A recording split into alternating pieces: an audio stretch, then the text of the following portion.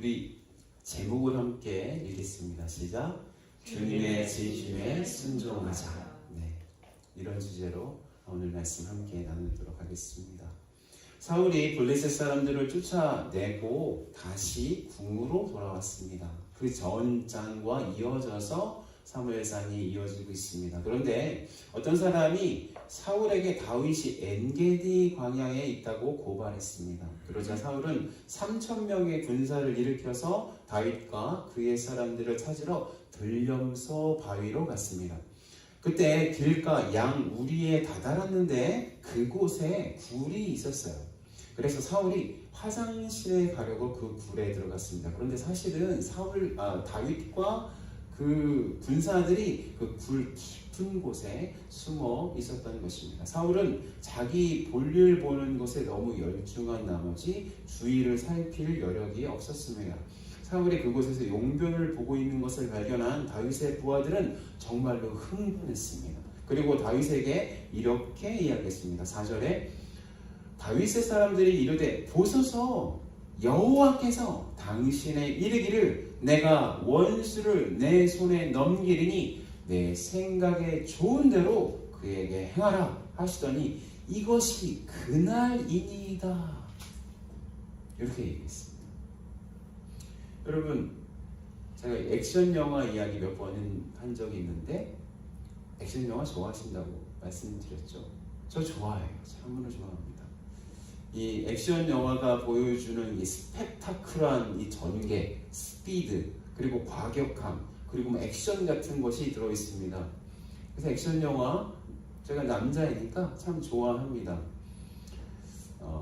이 사무엘상에 나오는 다윗과 사울의 관계를 이 쫓고 쫓기는 것을 그 영화로 찍는다면 참으로 좋은 액션 영화 나올 법도 합니다.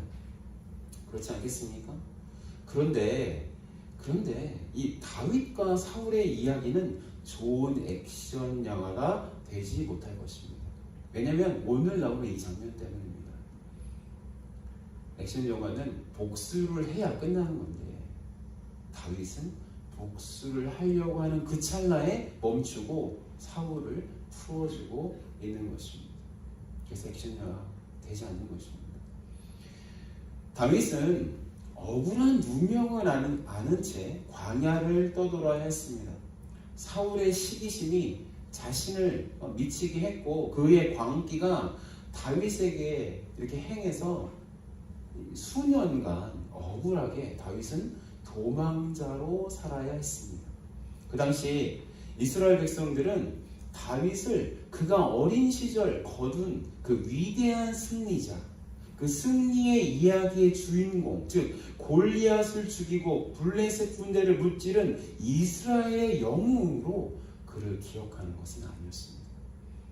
이제 이스라엘 백성들은 자신의 아이들이 다윗을 이야기할 때마다 그의 입을 막아야 했습니다.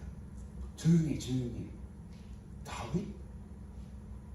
그 불경스러운 이름 입에 오르지도 마, 내뱉지도 마. 자신의 그 부모들, 자기 아이들이 그렇게 얘기할 때마다 단도리를 해야 했습니다.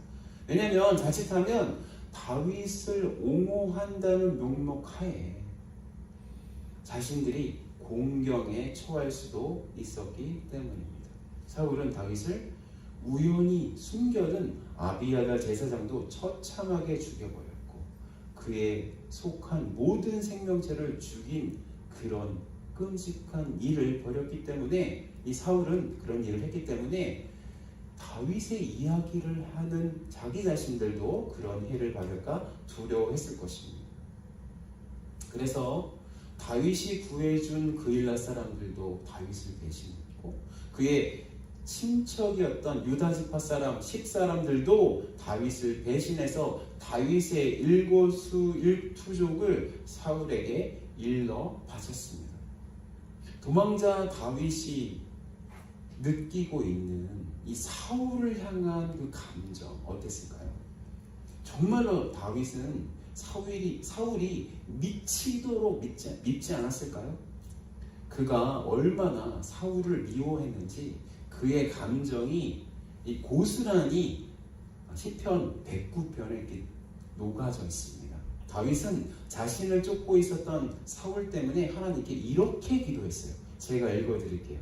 정말로 이 시편 109편을 읽어보면 와, 다윗이 정말로 사울을 미워했구나 나오고 있습니다. 제가 읽겠습니다. 그의 연수를 짧게 하시며 그의 직분을 타인이 빼앗게 하시며 그의 자녀는 고아가 되고 그의 아내는 과부가 되며 그의 자녀들은 유리하며 구걸하고 그들의 황폐한 집을 떠나 빌어먹게 하소서.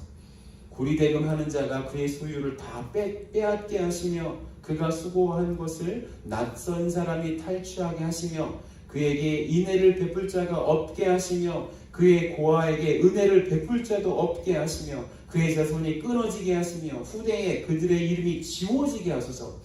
여호와는 그의 조상들의 죄악을 기억하시며 그의 어머니의 죄를 지워버리지 마시고 그 죄악을 항상 여호와 앞에 있게 하사 그들의 기억을 땅에서 끊으소서.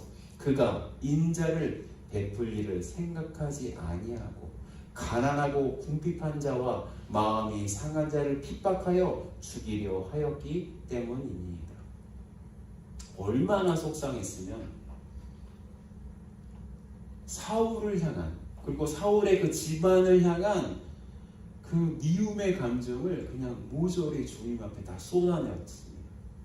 이것이 바로 사울을 향한 다윗의 본심입니다. 자신을 쫓는 사울을 향해서 악다분이가 치솟는 마음이 다윗의 본심이었습니다. 다윗이 만약에 자신의 그 본심대로 사울을 그 장면에서, 오늘 말씀의 장면에서 처단했다면 그 장면은 꽤 괜찮은 액션 영화의 장면이 되었을 것입니다. 그렇지만 다윗 어떻게 했어요?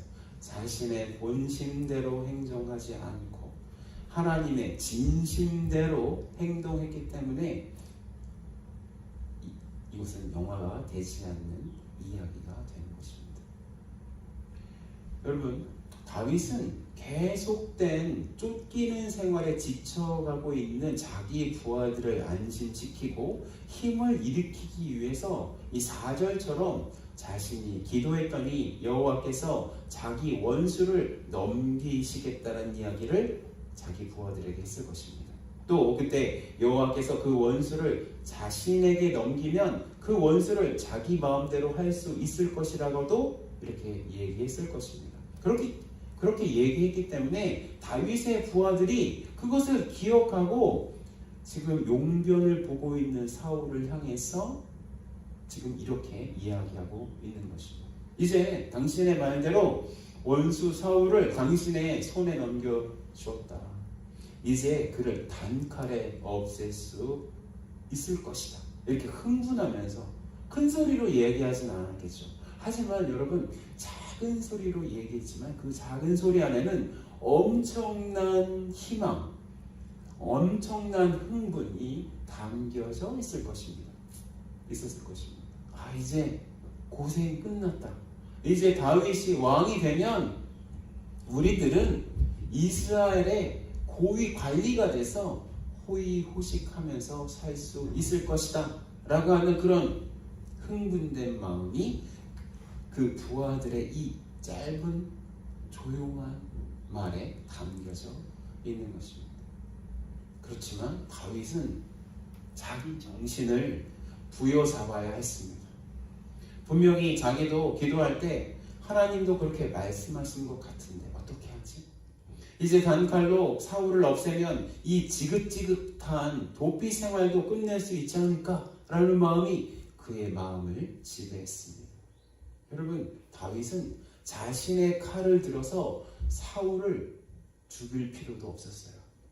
그냥 자신의 그 부하들에게 살짝 눈짓만 하면, 살짝 이렇게 하면 사울의 목숨을 가져올 수도 있었습니다. 아니, 그 장면에서 자신의 부하들이 사울을 죽이려고 할 때 말리지 않음으로도 사울의 목숨을 가져올 수 있었습니다.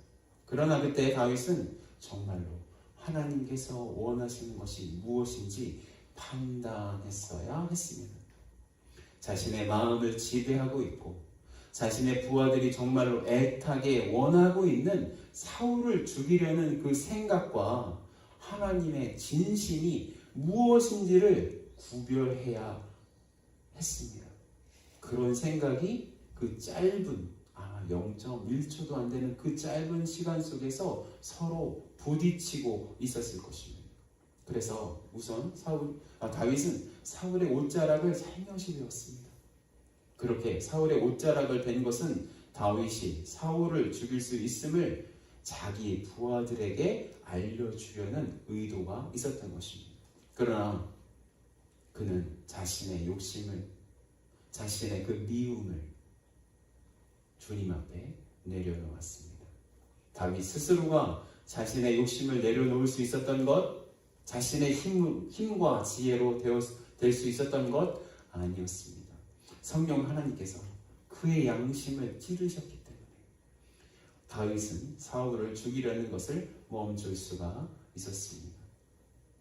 다윗은 오직 이 상황 속에서 주님의 진심이 무엇인지 알려고 했습니다. 그러자 주님은 당신의 진심을 다윗에게 보여주셨고, 그 진심이란 바로 하나님의 기름 부으신 자를 손댈 수 없다는 6절의 말씀이었던 것입니다. 그리고 다윗은 다른 사람들에게 사울을 해하지 못하게 명령했습니다.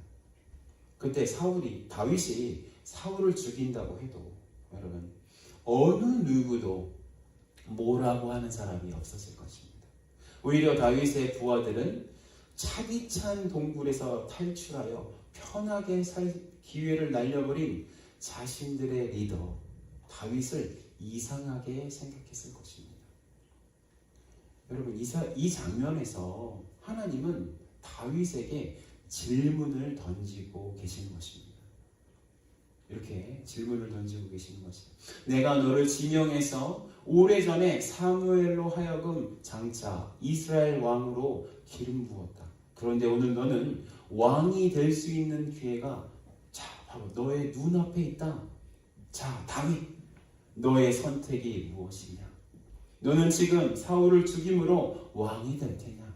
아니면 나를 다시 한번 신뢰하기로 결정할 테냐? 이것이 하나님께서 다윗에게 하는 질문이었습니다. 다윗 어떻게 결정했습니까? 하나님을 신뢰하는 쪽으로 자신의 대답을 정했습니다.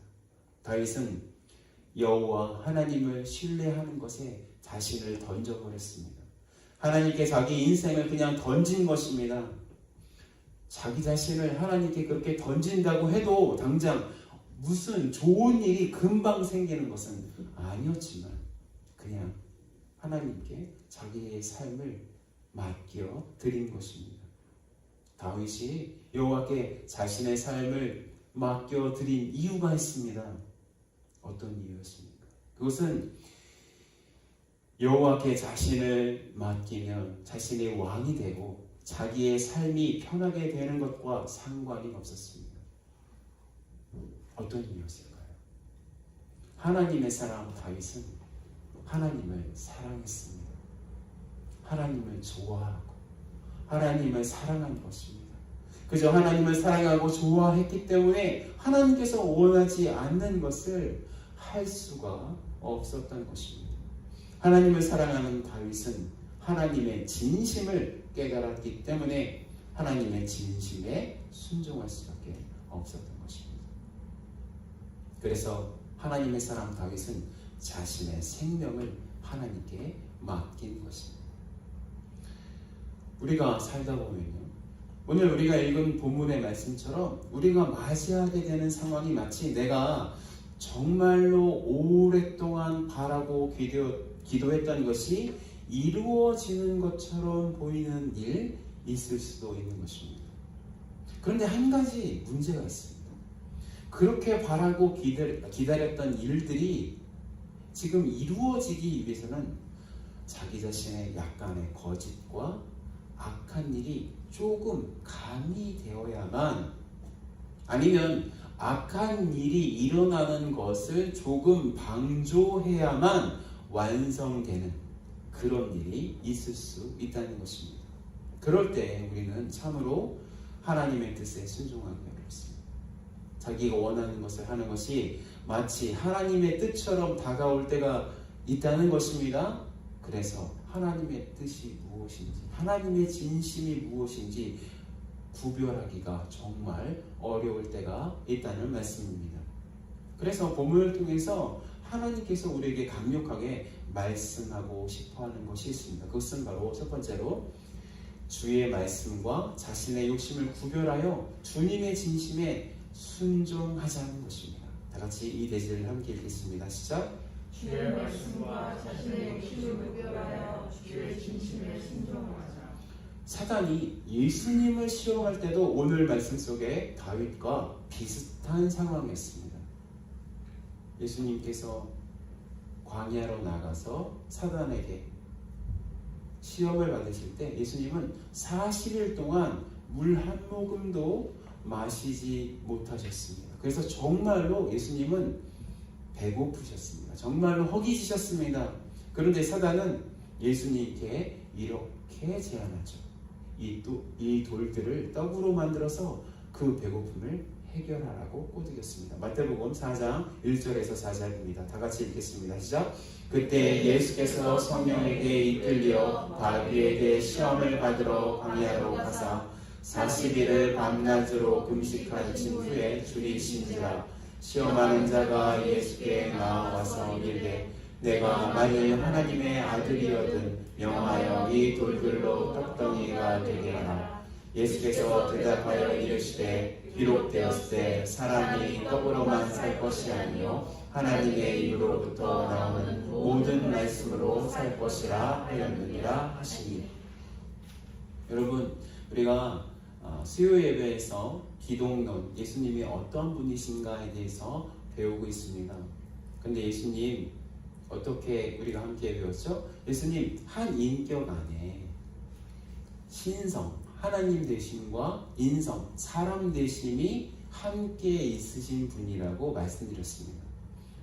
그래서 사탄은 철저하게 배고픔을 겪고 있는 예수님께, 인성이 있으시니까 예수님께 신성을 사용해서 인성이 겪고 있는 배고픔을 해결하라고 이렇게 유혹한 것입니다. 여러분 생각해 보십시오. 예수님께서 하나님 되심을 사용하셔서 떡을 만들 수 없었을까요? 그런 능력이 없었을까요? 예수님의 능력이 모자라서 그 돌들을 떡으로 만들 수 없으셨을까요? 그렇지 않습니다. 여러분, 예수님은요, 이 세상 모든 것을 창조한 창조주 하나님이십니다. 요한복음 1장 1절에서 3절 이렇게 말씀하고 있습니다. 다 같이 읽겠습니다. 시작. 태초에 말씀이 계시니라. 이 말씀이 하나님과 함께 계셨으니 이 말씀은 곧 하나님이시니라. 그가 태초에 하나님과 함께 계셨고 만물이 그로 말미암아 지은 바 되었으니 지은 것이 하나도 그가 없이는 된 것이 없느니라. 천지를 만드신 예수님께서 무엇이든 하실 수 있는 예수님께서 왜 사단의 그 제안을 물리치셨어야 했습니까? 그 대답을 얻기 위해서 예수님께서 사단을 대적하기 위해서 말씀하신 신명기 8장 3절의 말씀이 사람이 떡으로만 살 것이 아니요 하나님의 입으로부터 나오는 모든 말씀으로 살 것이라 라는 말씀을 살펴보아야 하는 것입니다. 사단이 돌들로 떡을 만들어서 먹으라는 그 이야기는 이런 뜻이 숨겨져 있는 것입니다. 하나님께서 너를 사랑하시지? 그렇다면 성부 하나님께서 너를 사랑하신다면 내가 그 돌들을 떡으로 만들어서 먹는 것은 분명히 하나님의 뜻인 거야. 그러니까 너에게 있는 그 신성을 이용해서 내 인성이 고생하는 것을 막어. 인성의 그 고생하는 것을 경감시켜 라고 하는 그 뜻이, 그 교묘한 뜻이 그 사단의 말에 숨겨져 있는 것입니다. 그런데 하나님의 분명한 뜻은 무엇입니까? 성부 하나님께서 예수님께 요구하시는 것은 예수님으로 하여금 이 세상이 주는 음식이 아니라 하나님의 말씀으로 살 수 있다는 것을 예수님의 순종으로 증명하는 것이었습니다. 사단은 이 세상에 있는 사람들에게 예수님께 했던 그 방법 그대로 똑같이 속이고 있습니다. 지금 당장 자신의 생존을 위해서는 당장의 그 불순종쯤은 괜찮다고 속이고 있는 것입니다. 하나님께서는 내 생존하는 것을 기뻐하시기 때문에 그런 거짓과 부정쯤은 괜찮아 라고 이렇게 사단은 속이고 있는 것입니다. 예수님은 원래 사람의 삶이란 그렇게 해서 불순종하면서 자기 자신이 자신을 보호하면서 자신의 욕심대로 그렇게 사는 것이 아니라 오직 하나님께 순종함으로써 그 삶을 살 수 있다는 것, 예수님의 그 온몸으로 모든 것으로 증명하셨어야 했습니다. 그것이 성부 하나님의 뜻이었기 때문에 예수님은 그렇게 순종하셨어야 했던 것입니다. 여러분, 우리 인생에는 다윗처럼 아주 잠깐 눈만 감으면 인생이 아주 편해질 수 있는 그런 기회들이 찾아올 때가 있습니다. 제 이야기를 말씀드려서 참 죄송한데요. 제가 이 말씀을 드린 적이 있나 모르겠습니다. 저는 대학교에서 선교단체 활동을 하느라 군대를 약간 늦게 갔습니다. 그래서 늦은 나이에 포병부대에 배치받고 나서 참으로 죽을 것 같은 그런 날들이 계속되었습니다. 그때 그 대대 교회를 담당하는 병사, 그걸 이제 대대 군종이라고 하거든요. 근데 놀랍게도 그 대대 군종이 제 친구였어요. 가보니까 제가 이등병으로 가보니까 그 친구는 상병이 돼서 거기 군종을 맡고 있었습니다. 그러니까 그 친구가 제게 자기는 지금 금방 제대하니까 너가 대대 군종의 사명을 감당했으면 좋겠다라는 말을 해주었습니다.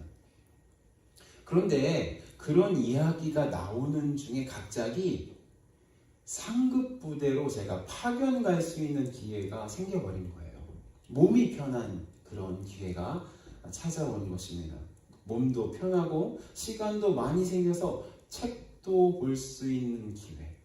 그래서 또 직접 우리 대대장님이랑 이렇게 연락하는 그런 역할을 했기 때문에 굉장히 권력이 저희한테 아주 보잘것없는 병사지만 그 병사에게 주어지는 기회가 찾아온 것입니다. 저에게는 두 가지 선택의 길이 생겼습니다. 대대교회 군종이 되어서 고생하지만 하나님을 섬기고 교회 교우들을 섬길 수 있는 선택이 저에게 있었고, 상급 부대에 파견 가서 몸 편하게 지낼 수 있는 그런 기회도 저에게 생겼습니다. 제가 어떤 선택을 했겠습니까? 저는 부끄럽게도 대대 군종 대신에 상급 부대의 파견을 선택했습니다. 그런데 제가 저의 인생이 쭉 돌아볼 때 가장 후회스러운 결정, 되돌릴 수 있다면 되돌리고 싶은 결정, 딱 한 가지를 꼽으라면 그 결정이었습니다. 제가 그 파견된 부대에서 정말로 제가 예상하는 것처럼 몸이 편했고, 그리고 권력도 생겼고 시간도 있어서 책도 마음대로 볼 수 있었지만, 저의 인생 속에서 예수님을 믿고 난 후부터 지금까지 돌아볼 때 가장 저의 영혼이 어두웠던 시절을 겪어내었어야 했습니다. 여러분, 저와 같은 경험을 하신 분들 계시지 않습니까?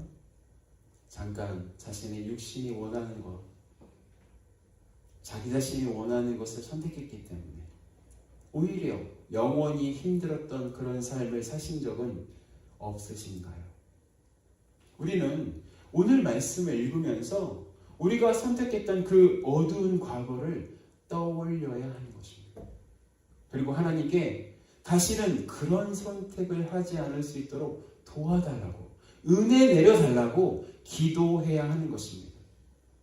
오직 하나님께서 원하신 것을 여쭙고 하나님께서 원하신 것을 할 수 있도록 용기를 달라고 다윗처럼 기도해야 하는 것입니다. 믿음을 부어달라고 기도해야 하는 것입니다. 제가 두 번째로 본문을 통해서 적용하고 싶은 것은 이것입니다. 한 번 하나님께 순종의 선택을 했더라도 그저 그것은 한 번의 순종임을 깨달아야 한다는 것입니다. 다 같이 이 대지를 읽겠습니다. 시작. 한 번 하나님께 순종하는 선택을 했더라도 그저 그것은 한 번의 순종임을 깨달아야 합니다. 다윗이 사울 살려준 것 참으로 잘한 일입니다. 그렇죠?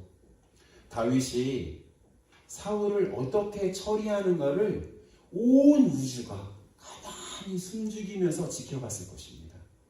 다윗이 하나님의 진심에 따라 사울을 살려주었을 때 온 우주가 기뻐했을 것입니다. 왜냐하면 로마서 8장을 읽어보면 모든 피조물들이 하나님의 아들들이 나타나서 하나님께 순종하는 것을 고대하고 있다고 말씀하고 있기 때문에 모든 피조물, 모든 우주가 그 장면을 주목했고 다윗이 하나님께 순종했을 때 기뻐했을 것입니다. 그런데 오늘 본문에서 다윗이 하나님의 말씀에 순종해서 사울을 살려주었다고 해서 그 다음에 그에게 다가오는 고난이 점점 줄어들었나요? 그렇지 않습니다. 다윗은 사울을 그 동굴에서 무사히 빠져나가게 한 뒤에 사울을 불러서 자신이 사울을 죽일 수 있었지만 살려주었다고 이야기했습니다.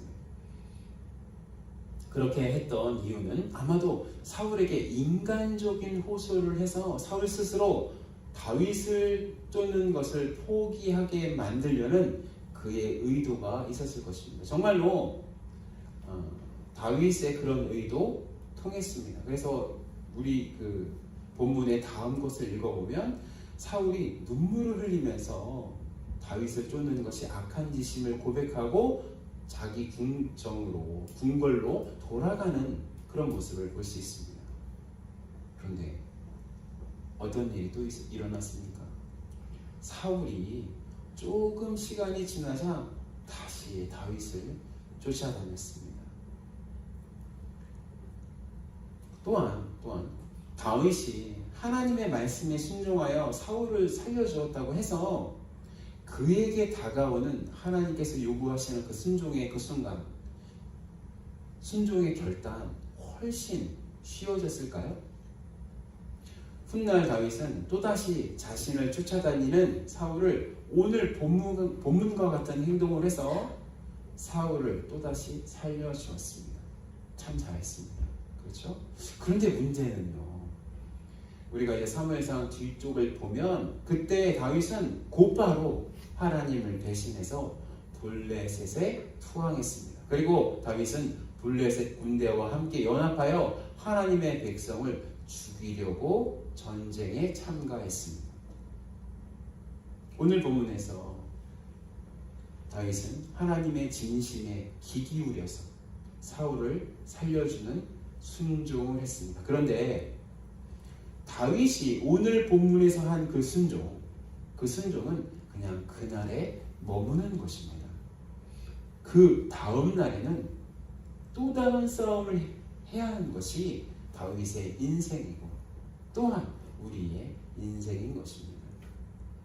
어떤 사람들은 하나님께 크게 순종을 한 다음에 자기 인생이 조금 편해질 것을 예상하시는 분들이 계실 수도 있습니다. 또한 자기가 지금 하나님께 한 그 순종의 경험 때문에 다음번에 같은 어려움을 만나더라도 하나님께 순종하는 것이 훨씬 쉬워질 것이라고 예상하기도 합니다. 그런데 우리가 예전에 했던 그 순종의 경험은 그냥 예전에 끝나는 것입니다. 지금 나에게 찾아오는 순종의 요구를 위해서는 하나님의 새로운 은혜가 또다시 필요한 것입니다. 물론 하나님께서 요구하시는 그 순종의 삶을 살다 보면 그 경험치가 쌓여서 순종하기가 이전보다는 조금 덜 힘들어지는 것도 사실입니다. 그러나 하나님께서 순종을 요구하실 때 이전의 순종 때문에 우리가 저절로 순종하는 것, 순종해지지 않는다는 것입니다. 하나님의 순종 요구 앞에 우리는 우리의 전 존재로 반응해야 하고 우리의 전 존재로 하나님의 긍휼과 은혜를 구해야만 우리는 겨우 순종할 수 있게 되는 것입니다. 계속해서 말씀드리지만 다윗처럼 하나님의 시험을 그 당시 통과했다고 해서 보이는 인생의 성공이 보장된 것은 아니라고 말씀드렸습니다. 어떠한 위로가 찾아오는 것입니까? 어떠한 보상이 찾아오는 것입니까? 하나님을 더욱 많이 소유하게 되는 것입니다. 그분의 성품이, 하나님의 성품이 우리 자신에 더욱 많이 장착되는 것입니다.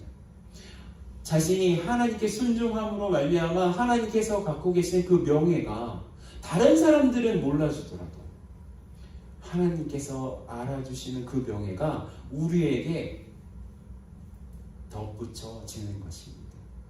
하늘의 천군과 천사가 우리의 그 순종을 보고 환호하는 것입니다. 천군과 천사가 환호하는 것 들리지 않습니다. 그리고 우리가 사랑하는 하나님, 우리가 사랑해서 여기까지 오게 하신 하나님, 그 하나님께서 우리가 그렇게 순종하는 것을 보시고 웃으시는 것입니다. 미소 지으시는 것입니다. 지금 우리가 순종한다고 해서 천군과 천사의 그 환호 소리 들리십니까? 들리지 않습니다. 하나님의 그 미소, 웃음 여러분 눈으로 보이세요? 보이지 않습니다. 마치 하늘은 어제와 같이 그냥 푸르를 뿐입니다. 그러나 예수님께서 다시 오시는, 예수님께서 재림하시는 그날 하나님께서 우리가 순종했던 그 순간들을 말씀하시면서 여러분 잘했다, 충성된 종아 라고 칭찬해 주시는 것입니다. 그리고 그때에야 비로소 하나님께서 칭찬하실 때 우리를 응원했던 천군과 천사들도 덩달아 환호할 것입니다. 세상의 어떤 성공도 취하지 않고 그저 주님을 위해서 고난받았던 사도 바울도 이렇게 고백하고 있습니다. 디모데 후서 4장 7절에서 8절입니다. 다 같이 읽겠습니다. 시작. 나는 선한 싸움을 싸우고 나의 달려갈 길을 마치고 믿음을 지켰으니 이제 후로는 나를 위하여 의의 면류관이 예비되었으므로 주 곧 의로우신 재판장이 그날에 내게 줄 것이며 내게만 아니라 주의 나타나심을 사모하는 모든 자에게로다. 이 고백이 우리의 고백이 되어야 하는 것입니다. 여러분, 우리 인생에서 하나님 때문에 손해를 보아야 하는 장면들이 계속해서 있을 것입니다. 자신이 손해를 보지 않는 결정을 해도 누구 한 사람도 뭐라고 할 수 없을 만한 그런 상황이 있을 것입니다. 다윗이 사울을 그냥 눈짓 하나로 죽여도 그 주위에 있는 모든 사람들이 아무 말 하지 못하는 그런 그 순종을 요구하는 그런 순간 우리에게 있을 수도 있습니다. 그런데 그 장면에서 하나님 우리에게 물으실 것입니다. 너는 나를 위해서 손해를 볼 준비가 되어 있니? 너는 나에게 너의 생명을, 너의 인생을 다시 한번 맡겨 줄 용기가 있니? 라고 물으실 것입니다. 그 질문에 선뜻 예수님 제가 그렇게 하겠습니다. 그 대답하기 어렵습니다. 선뜻 그렇게 대답하기 어려워요. 그런데 이렇게는 이야기할 것입니다. 주님, 제가 비록 손해를 보더라도 주님을 선택할 수 있도록 도와주세요. 은혜 내려주세요. 아마 이 정도 대답하는 것, 이 정도 하나님께 기도할 수 있는 것, 그것이 우리의 정직한 대답일 것입니다. 그래서 주님께서 우리에게 요구하시는 그 순종에 대해서 우리가 순종할 때 우리의 힘으로 하는 건 아닙니다. 은혜가 필요한 것입니다. 주님의 도우심이 필요한 것입니다. 그런데 우리가 다윗처럼 하나님을 사랑한다면 하나님의 그 은혜와 하나님을 향한 우리의 사랑으로 우리는 하나님께 순종할 수 있을 것입니다. 하나님을 더욱 사랑하는 날 되었으면 좋겠습니다. 혹시 다윗처럼 원수 갚을 기회가 있더라도 그 원수 갚는 것을 주님께 맡기었으면 좋겠습니다. 그렇게 해서 하나님의 칭찬이 주님의 날에, 주님께서 다시 재림하시는 그 날에 우리를 향해서, 그리고 천군과 천사들을 향해서 울려 퍼졌으면 합니다. 그런 은혜가, 그런 인생을 사시는 우리 둘러스 한인침례교회 성도들 되시길 예수 그리스도의 이름으로 축원합니다. 아멘. 기도하겠습니다.